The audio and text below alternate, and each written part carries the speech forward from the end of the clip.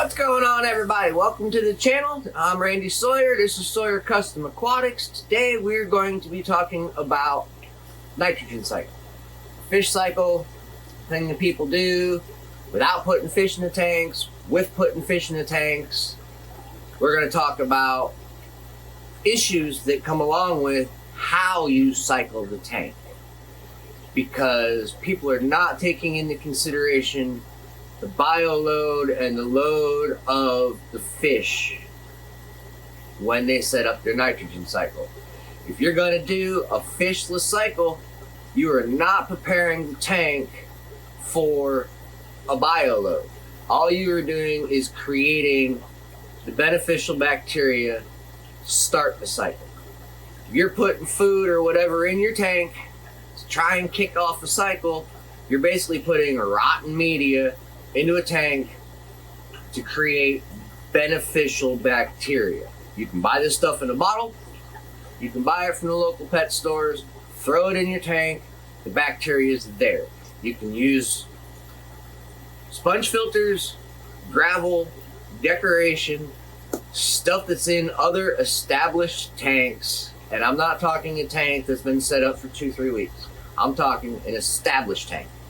6 months, a year, what Corey from Aquarium Co-op would call a seasoned tank.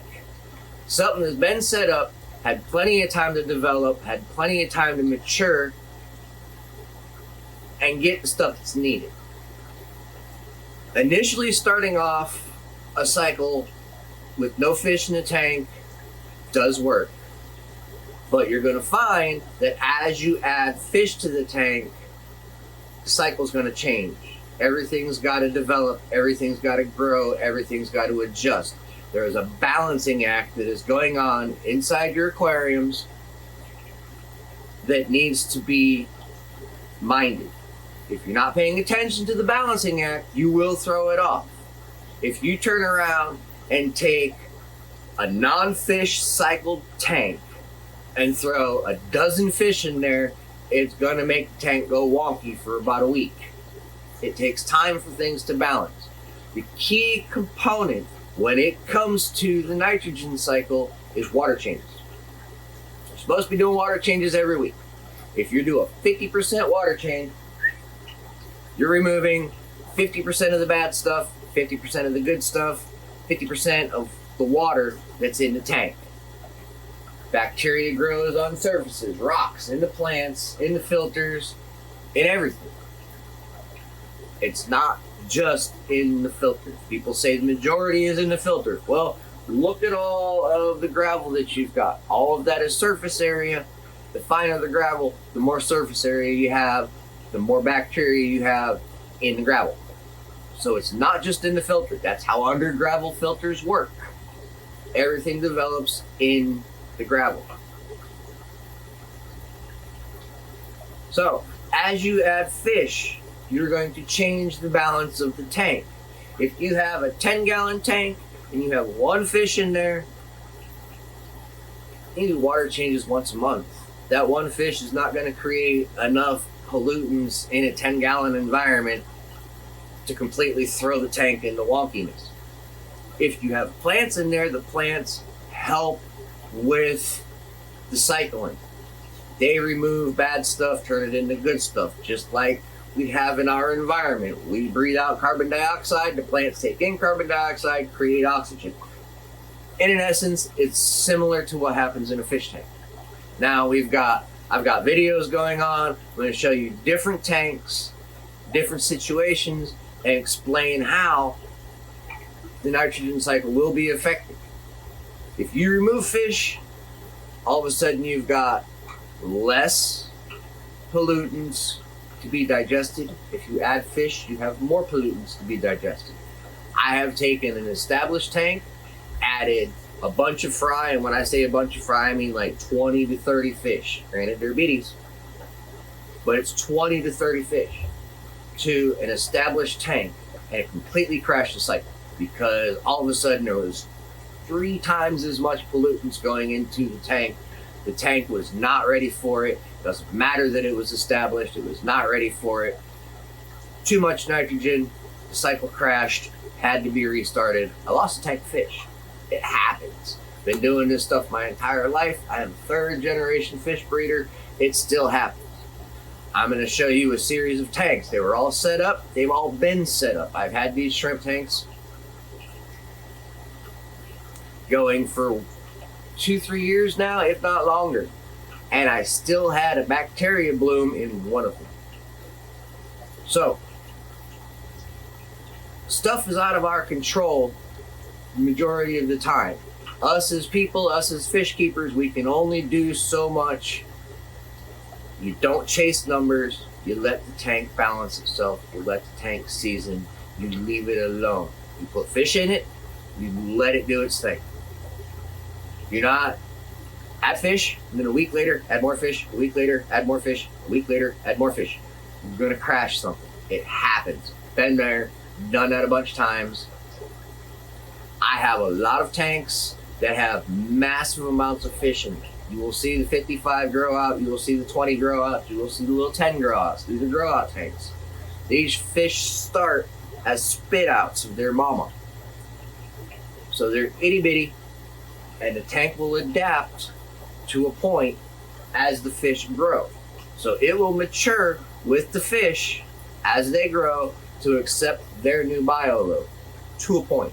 That filter, the gravel, everything can only go to a point. It's a 10-gallon tank. You cannot have 30 full-size fish in this tank. They will die. Is what it is. Volume versus numbers versus cycle. It's a balancing act. We need to keep the balance going. All right, so you do Google search on nitrogen cycle. Figure we'll go through and do this the easy way. First thing that pops up, Corey from Aquarium Co-op. Beginner's Guide to the Nitrogen Cycle for Aquariums. So we're going to go ahead and we're going to click on that. And we're going to scroll through the page. And you can see he's got a very well documented page on the nitrogen cycle. Poop equals ammonia, ammonia to nitrate, nitrite to nitrate, ammonia, nitrate, nitrate. Nitrate's the good stuff. Keep on scrolling through. You can pause the video at any time if you want to actually read through this. While we're at it, don't forget to hit that subscribe button if you're new to the channel, and that way you don't miss out. Now, you also turn around and we'll go to images now. And everybody looks at the nitrogen cycle and they show fish, plants, gravel, a big circle. But nobody is mentioning numbers. Nobody's saying the more fish you put in, the more everything there is, the more balancing there is. This is what's missing. Every time you try and do a nitrogen cycle search, you can't find much where people are warning, saying you need to watch how many fish you put in at a time. Let the tank balance before you add too many fish. Keep scrolling, keep scrolling, keep scrolling, and it's all the same thing. Different pictures telling you the same thing. So the basic information on the nitrogen cycle is pretty common grounds. They just don't tell you that it has to do with how many fish you put in there. Because if you're doing a fishless cycle, you don't have a constant or a varying amount of ammonia being produced. This is why I personally like the fish in cycles. You don't put a lot of fish in there. You put 1 or 2 fish in there. You enjoy the fish. You do your weekly water changes, and you don't have to worry about massive spikes, because every week you're taking 50% of the bad stuff out. You're replacing it with new stuff, and it's being cleaned out.